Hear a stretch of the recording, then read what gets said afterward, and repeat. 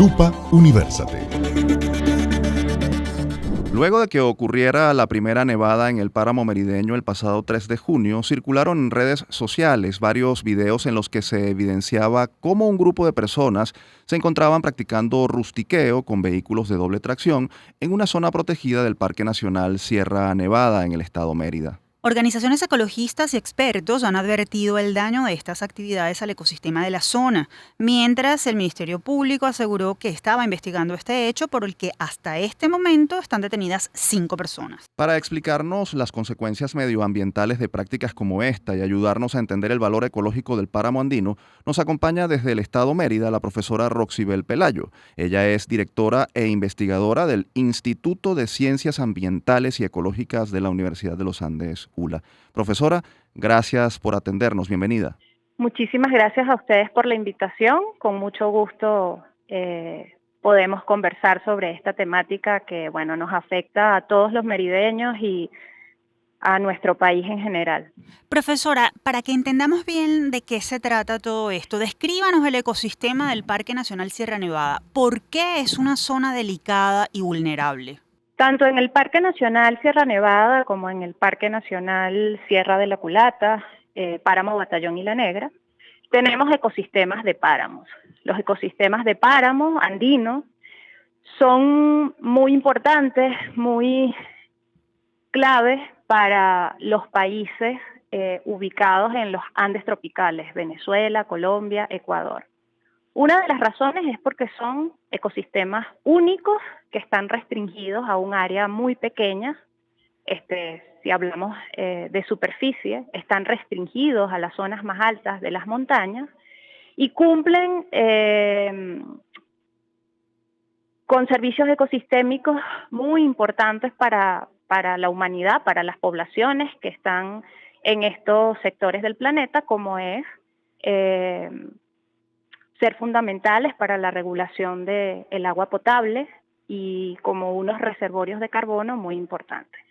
Por otro lado, casi todas las especies que se encuentran en los páramos tienden a ser endémicas de sus respectivos lugares. Esto quiere decir que son únicas. O sea, hay algunas especies compartidas entre Venezuela y Colombia, pero la mayoría de las especies de los páramos venezolanos son nuestras. Solamente se encuentran en este lugar del planeta. Y eso nos hace a nosotros pues responsables de contribuir en la conservación a largo plazo de ese patrimonio que solo está en nuestro territorio.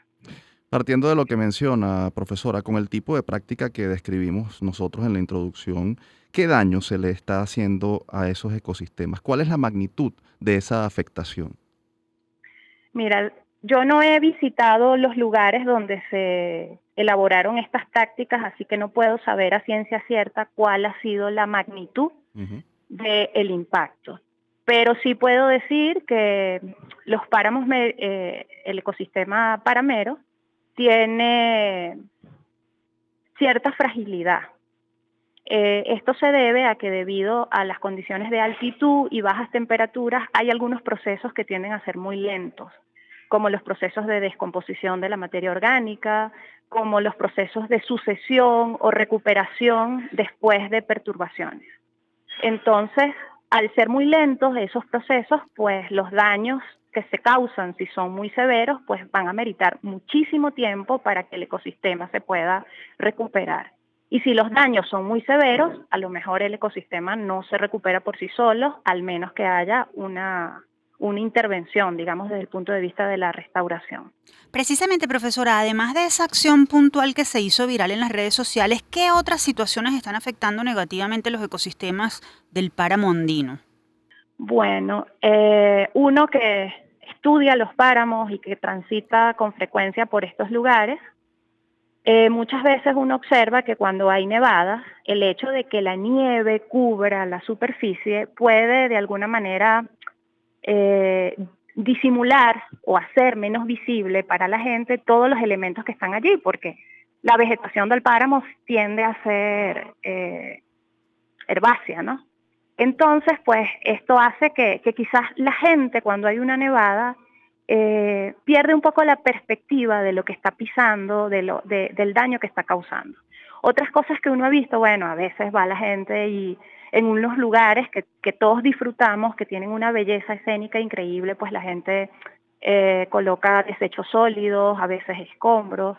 Y otro asunto que se tiene que mirar también con mucho detenimiento y cuidado de cómo está ocurriendo, pues es la expansión de la frontera agrícola, ¿no? El uso de nuevos lugares para la hacienda.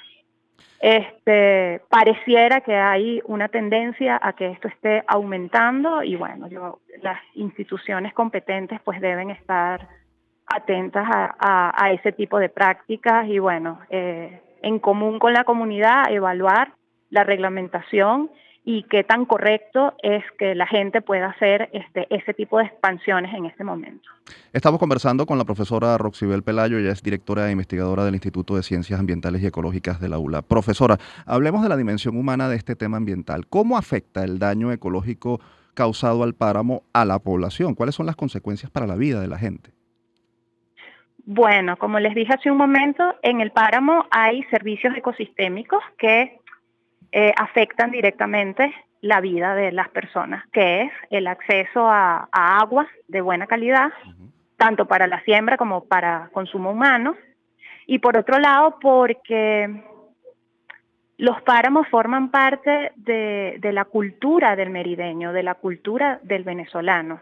Es uno de los lugares turísticos por excelencia en este país. Y entonces mantener no solo el equilibrio ecológico, sino la belleza escénica de estos lugares, pues tienen implicaciones para la recreación, incluso hasta espirituales para las personas que sentimos ese apego emocional, cultural, más allá de lo biológico, por estos lugares, ¿no? Finalmente, profesora, pareciera que la existencia de una ley que pretende velar por la preservación de los parques nacionales en Venezuela no es suficiente para evitar que desadaptados o tal vez personas desinformadas atenten contra el ambiente. En ese sentido, ¿qué más se puede hacer para proteger ecosistemas frágiles como este? Pues yo creo que todo es un problema de educación.